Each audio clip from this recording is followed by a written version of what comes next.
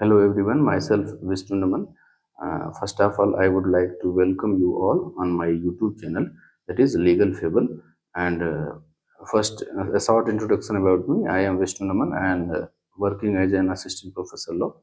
Today, I would like to discuss the topic of Indian Constitution, that is pardoning power. इसमें हम लोग देखते हैं हमारा आर्टिकल 72 और 161 जो बात करता है pardoning power of the governor या राज्यपाल ना। तो इस पार्डनिंग पावर के ऑब्जेक्ट के बारे में यदि हम लोग देखना चाहें कि क्या ऐसा ऑब्जेक्ट है जिस ऑब्जेक्ट को लेके ये पार्डनिंग पावर एक्चुअली इंट्रोड्यूस किया गया था, तो इसमें ऑब्जेक्ट में हम कह सकते हैं कि ये ऑब्जेक्ट इसलिए इंट्रोड्यूस किया गया क्योंकि हमारा जो गांधीयन प्रिंसिपल है ना, to hate the sin not the sinner, हमें अपराधी से पापी से घृणा नहीं करनी है बल्कि उसके पाप से घृणा करनी है। सपोज कि कभी कभी ऐसा हो सकता है ना कि किसी ने अपराध किया है but not in he was not an habitual offender but he committed the offence by कह सकते हैं कि सर्कमस्टांसेज ऐसी पैदा हो जाती हैं कभी कभी कि आदमी से अपराध हो जाता है। तो इन सारी चीज़ों को समझते हुए और जुडिशरी का जो मिस्टेक है उसको सुधारने का हमको एक चांस मिलता है ना, by exercising of pardoning power, या हम कह सकते हैं कि जो हार्श पनिशमेंट जुडिशरी देती है उस पनिशमेंट से बचने का एक तरह से हमको इसमें कहीं ना कहीं हेल्पफुल होता है ना। तो पार्डनिंग पावर में हम लोग क्या डिस्कस करते हैं, कितने तरह के पार्डनिंग पावर होते हैं, तो ये कितने तरह की टेक्नोलॉजीज हैं इस पर्टिकुलर पार्डनिंग पावर में, तो 5 तरह की टेक्नोलॉजीज हैं इसमें जो हम लोग अब आर्टिकल 72 में पढ़ने वाले हैं। सबसे पहले हम लोग बेयर प्रोविजन ऑफ आर्टिकल 72 पढ़ लेते हैं। तो बेयर प्रोविजन मतलब आर्टिकल 72 का मार्जिन नोट क्या कहता है, the power of the president to grant pardons etcetera and to suspend remit और commute sentences in certain cases. कुछ परिस्थितियों में प्रेसिडेंट अपना जो पार्डनिंग पावर है उसको एक्सरसाइज कर सकता है and that exercise must be in accordance with the procedure provided under article 72। Procedure क्या है, क्लॉज 1 पढ़िए, the president shall have the power to grant pardon.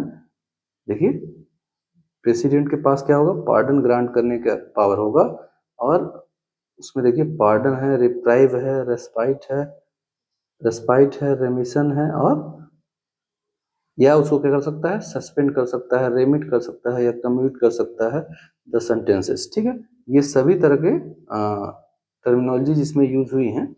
और बेसिकली हम समझेंगे कि 72 में हमारा क्या कह रहा है कि president is having the power to grant pardon etcetera and to suspend remit और commute sentences in certain cases.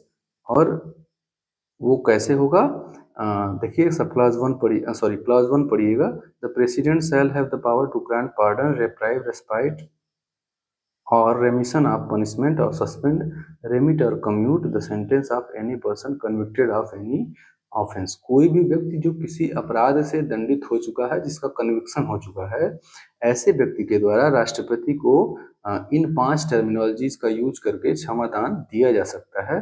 अब वो कैसे दिया जाएगा, कहाँ कहाँ पे दिया जाएगा, तो वो ABC क्लॉज बताता है, तीनों क्लॉज अलग अलग पे। मतलब पहला क्लॉज क्या कहता है, in all cases where the president और sentence is by a court martial. मतलब अगर किसी आर्म फोर्सेस के द्वारा कोर्ट मार्शल करके कोई पनिशमेंट दिया जाता है तो उसमें प्रेसिडेंट अपने पार्डनिंग पावर के द्वारा एक्सरसाइज करके उसको क्षमा कर सकता है। दूसरी चीज, दूसरा क्लॉज क्या कह रहा है कि in all cases where the punishment और sentence is for an offence against any law relating to a matter to which executive power of the union extends. जहाँ पे केंद्र का एग्जीक्यूटिव पावर एक्सरसाइज होता है, जहाँ केंद्र के मामले होते हैं, ऐसे मामलों में भी हमारा प्रेसिडेंट अपना पावर को एक्सरसाइज करते हुए क्षमादान कर सकता है। और तीसरी चीज, in all cases where the sentence is a sentence of death, जहाँ पे मृत्यु दंड से दंडित किया गया है कोई व्यक्ति, वो अभी जैसे आप लोग निर्भया के कांड में देखते थे ना कि एक अपराधी था जिसके लिए क्षमादान की शक्ति का प्रयोग किया था उनके एडवोकेट AP सिंह ने ना, but he did not got actually the pardon, he was not pardoned actually by the president, लेकिन उसने प्रयोग किया था इसका ना। तो इसको अभी हम फर्दर केस में बताएंगे आगे।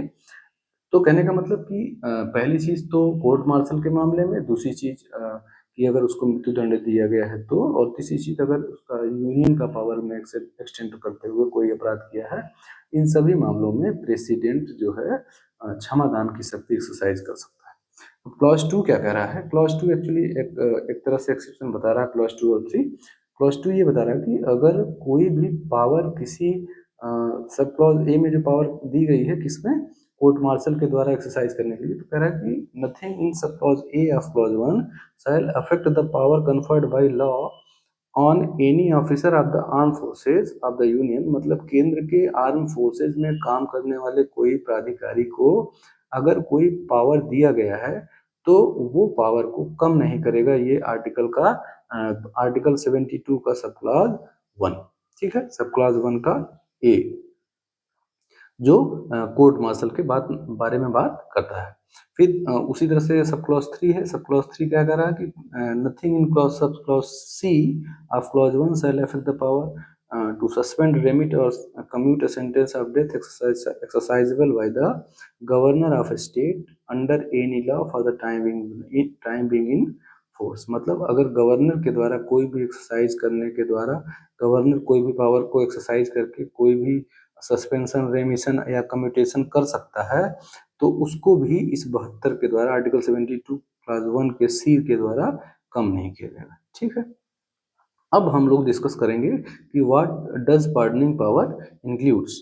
तो इसमें क्या क्या चीजें आएंगी? The president possesses the power to grant pardon which is an executive function from the judiciary. और इसको हम लोग टोटली एग्जीक्यूटिव फंक्शन कहेंगे। It is not a judicial function and should not be viewed as a means of appealing court decisions. और ये court के खिलाफ, decision के खिलाफ अपील नहीं माना जाएगा। ठीक है, ये एक तरह से इसमें दो ऑब्जेक्टिव है। देखिए, it is one is to ratify possible judicial mistakes and the other is to offer relief from unduly severe and harsh sentences. जो हार्श सेंटेंसेस जुडिशरी के द्वारा दी जाती है उससे एक तरह का रिलीफ प्रोवाइड करने का इसका ऑब्जेक्ट है। फिर अब इसके बाद हम लोग इसमें जो डिफरेंट टर्मिनोलॉजीज हैं 5 तरह के, उसको हम लोग समझते हैं। पहला क्या है? पार्डन।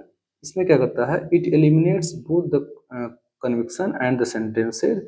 आपका जो कन्विक्शन है और आपका जो सेंटेंस है, जितने साल के लिए आपको दंडित, पहली बात तो ये है कि आपको दोषी ठहराया गया है, इसको कन्विक्शन बोलते हैं। और दूसरी बात, आपको 4 साल के लिए, 5 साल के लिए, 7 साल के लिए, 14 साल के लिए, जितना भी आजीवन कारावास हो गया, ये सारे दंड ये दोनों को ही क्या कर रहा है? देखिए, fully exonerating the convicted individual from all penalties, punishments and disqualifications. सभी तरह की उसकी पनिशमेंट से, डिस्क्वालिफिकेशन से उसको मुक्त कर दिया जाएगा, उसको दंडित नहीं किया जाएगा। दूसरा, पार्डन की हिंदी एक्चुअल में होती है क्षमादान। क्षमादान का मतलब पूरी तरह से क्षमा कर देना, माफ कर देना। ठीक है।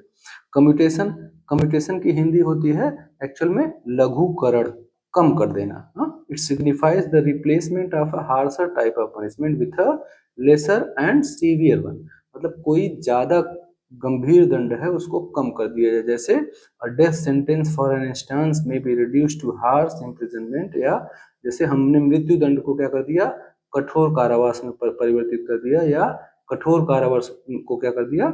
सिंपल कारावास में ट्रांसफॉर्म कर दिया, चेंज कर दिया। इसको कहा जाता है कम्यूटेशन। तीसरी टर्मिनोलॉजी है परिहार, या इंग्लिश में रेमिशन, हिंदी में परिहार। एक्चुअल में ये परिहार क्या होता है? तो इसमें it shortens the sentence duration without altering its meaning. मतलब उस दंड की जो अवधि है उसको थोड़ा कम कर दिया जाता है और उसकी मीनिंग नहीं चेंज की जाती है ना। सपोज करिए कि, देखिए एग्जाम्पल के लिए क्या किया, for example 1 year jail term could be reduced to 6 month, या 2 साल की सजा है उसको क्या कर दिया? 1 साल के लिए कर दिया। हा? इसको बोला जाता है रेमिशन या परिहार। फिर अगला है रेस्पाइट। रेस्पाइट मीन्स होता है हिंदी में इसका मीनिंग होता है विराम ना, उसको कम कर देना, रोक लगा देना। तो रोक लगाना कैसे लगाया जाएगा?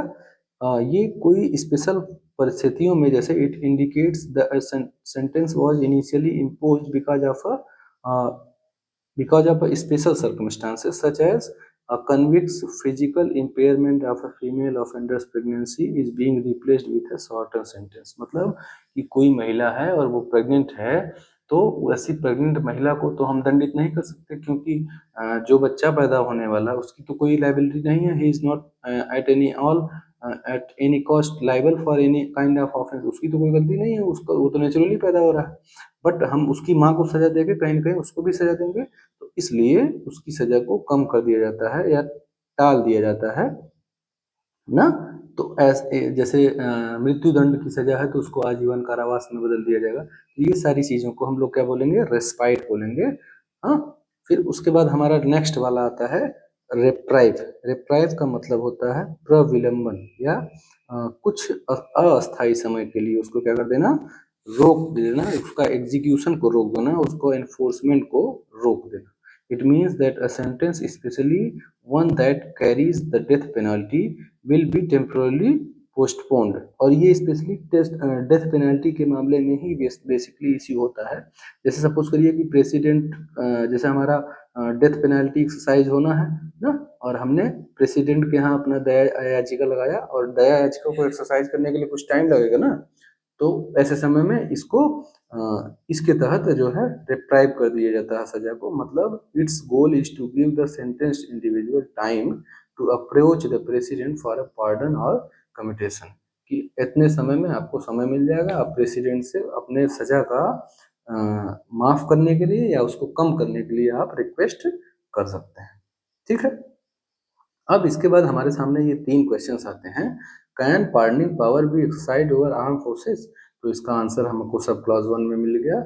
72 क्लॉज 1 के सब क्लॉज ए में क्या है कि yes it can be exercised on the arm forces, मतलब कोर्ट मार्शल के मामलों में भी हम एक्सरसाइज कर सकते हैं ना।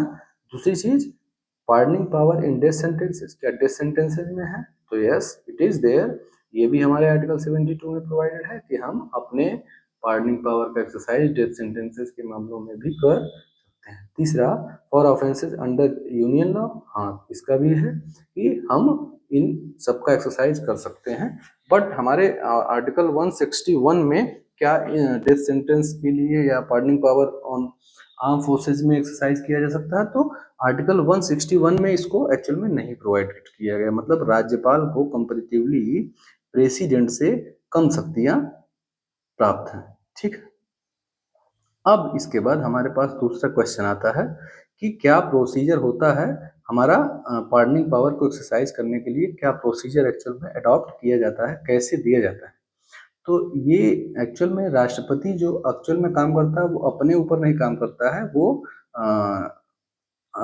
Works on the aid and advice of the council of ministers ना। देखिए, after consulting after consulting the cabinet, Rashtrapati Bhavan sends the compassion request to the Home Ministry on behalf of the Council of Ministers. The ministry then communicates this to the state government in question and formulates its advice based on the response। मतलब राष्ट्रपति भवन से request जाएगी home minister के पास, जो आपका mercy petition है, और home minister उसको concern state में, मान लीजिए आपने अपराधी जो है उत्तर प्रदेश का है, तो उत्तर प्रदेश के गवर्नमेंट के पास जाएगा और उससे एडवाइस ली जाएगी इस बारे में कि what should be the action. और उसके बाद अब राष्ट्रपति जो अगर काउंसिल ऑफ मिनिस्टर जो भी एडवाइस देती है तो राष्ट्रपति उस पर एक्शन लेने के लिए बाध्य है। लेकिन इसमें क्या करा ना, despite being obliged by the cabinet's recommendation the president has the authority to return it for reconsideration only once. एक बार उसको रिकंसिडरेशन के लिए, जैसे मान लीजिए मंत्रालय से, होम मिनिस्ट्री से जो है ऐसा कर दिया गया कि नहीं इसको सजा, इसकी सजा तो माफी नहीं मिलेगी इस व्यक्ति को, और राष्ट्रपति को लगता है कि नहीं माफी मिलना चाहिए, तो राष्ट्रपति एक बार रिकंसिडरेशन के लिए भेज सकता है मिनिस्ट्री, होम मिनिस्ट्री को, एक बार आप लोग फिर से रिकंसिडरेशन करिए। रिकंसिडरेशन मतलब पुनर्विचार करिए। लेकिन अगर दोबारा उस पर रिकंसिडरेशन के बाद, जैसा कि आर्टिकल 74 के सब क्लॉज 1 में प्रोवाइडेड है, एक बार अगर आपका रिकंसिडरेशन के बाद दोबारा प्रेसिडेंट को ऐसा मिल जाता है कि you will have to act accordingly, तो दोबारा वो बाउंड है, वो कैन नॉट, ही जो है he can not actually reject the that advice that has been provided by the honourable ministry. अब हम लोग आते हैं एक्चुअल केसेस पे, जो केस लॉज हमारे डिसाइडेड हुए हैं ऑनरेबल जुडिशरी के द्वारा। क्वेश्चन आता है कि can the presidential pardoning power be reviewed by the judiciary, क्या इसका जुडिशियल रिव्यू किया जा सकता है? तो इस क्वेश्चन को हम लोग डिस्कस कर सकते हैं। या क्या क्या इसका आर्बिट्रेरी पावर है, किसी भी तरह से हम एक्सरसाइज कर सकते हैं जुडिशरी पावर? तो इसके क्वेश्चंस को आंसर करते हुए हम 3-4 केसेस पढ़ेंगे। पहला केस है मारू Rao versus union of India 1981। इस केस में एक्चुअली सुप्रीम कोर्ट ने कहा कि the power to grant pardon should not be exercise arbitrarily ना, हमको कोई भी आप पावर जो मिला है उसको आर्बिट्रेरी ढंग से नहीं एक्सरसाइज करना, मनमाने ढंग से नहीं एक्सरसाइज करना है, but rather in accordance with the sound reasoning. मतलब हमको रीजन डिसीजन जैसे जो प्रिंसिपल है ना, the principle of natural justice, reason decision should be there. कोई भी डिसीजन आप ले रहे हैं तो that decision must be satisfied by the inappropriate reason, reasonable reason. आपने जो डिसीजन लिया उसके पीछे एक्चुअल में रीजन क्या है, उस रीजन को जस्टिफिएबल होना चाहिए। It should be just fair and reasonable in accordance with the Maneka Gandhi case, ठीक है। और आगे क्या कहा कोर्ट ने कि the public power should not be abused and must be employed in a fair and reasonable manner, and this decision emphasized the importance of using discretion with the balance using part। मतलब आपको जो pardoning power में discretion मतलब विवेकाधिकार की जो शक्ति प्राप्त है उसको आप एक्सरसाइज करते हुए बहुत ही कॉशियसली एक्सरसाइज करेंगे। ऐसा नहीं है कि आप मनमाने ढंग से कुछ भी जो है डिसीजन दे देंगे। फिर नेक्स्ट क्वेश्चन हमारे पास केस आता है Kehar Singh versus union of India. ये बहुत इंपॉर्टेंट केस है 1999 का। एक्चुअल में इसमें इंदिरा गांधी का असैसिनेशन का केस है। असैसिनेशन मीन्स आप लोग शायद जानते ही होंगे, हत्या इसको बोला जाता है। तो इसमें क्या सुप्रीम कोर्ट ने कहा कि while considering a pardon, the president has the ability to independently examine material and reach a different determination about the guilt and sentences। हो सकता है कि हम जिस जुडिशरी ने जो सेंटेंस दिया है प्रेसिडेंट का ऐसा व्यू ना हो ना, तो ऐसा हो सकता है कि president can exercise according to his discretion, but that should not be arbitrary, जैसा कि हमने पुराने वाले अभी पिछले केस में देखा। The decision emphasise that the president legally wields this authority, it is exercised on the advice of the council of ministers which is normally by the home minister। मतलब कि आप कहीं ना कहीं इनडायरेक्टली कह सकते हैं कि आप इफेक्टेड हैं पूरी तरह से decision that has been taken by the home ministry. आप अपने आप की सेल्फ की अपनी कोई इंडिपेंडेंट सोच, भले उसको बोला जाता है कि मर्सी पिटिशन हमने लिया, लेकिन वो कहीं ना कहीं होम मिनिस्ट्री से एम्फसाइज्ड होता है, ठीक है। अब हमारा अगला केस आता है इसमें सेम पॉइंट पे। तो इस केस का नाम है Dhananjay Chatterjee versus state of West Bengal 1994।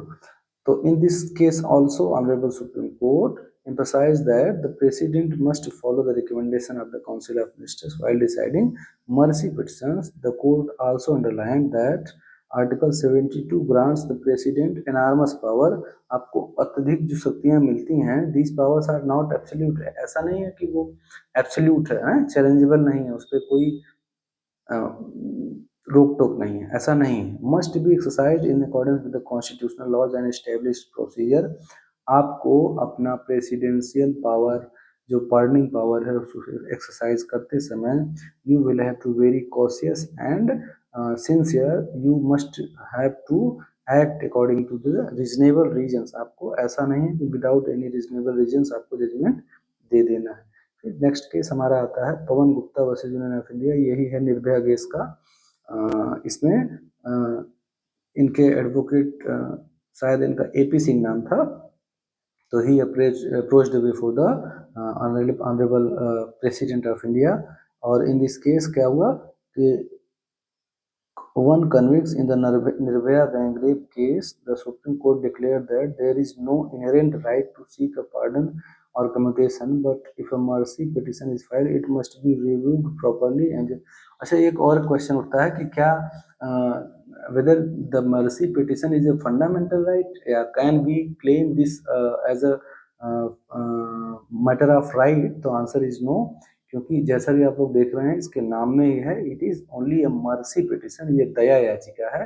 It is not your right You cannot claim this right as a matter of right, you can only pray for this na. It is up to the president and the home ministry to act accordingly and to exercise its power in accordance with the constitutional procedures and norms.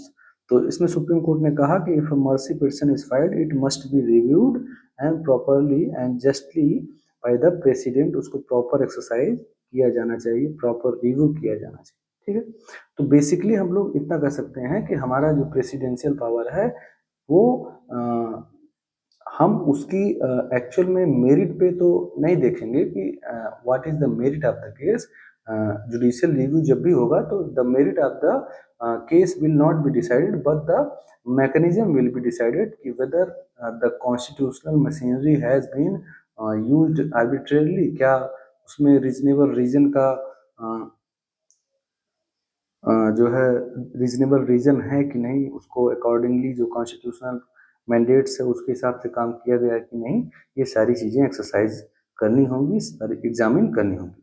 और मुझे लगता है कि आजकल जो हमारा lecture है constitution में about article 72 of Indian constitution ये कंप्लीट हो गया है। Thank you very much. Please like and subscribe this channel and share to those who are actually in need for such kind of important videos. Thank you very much.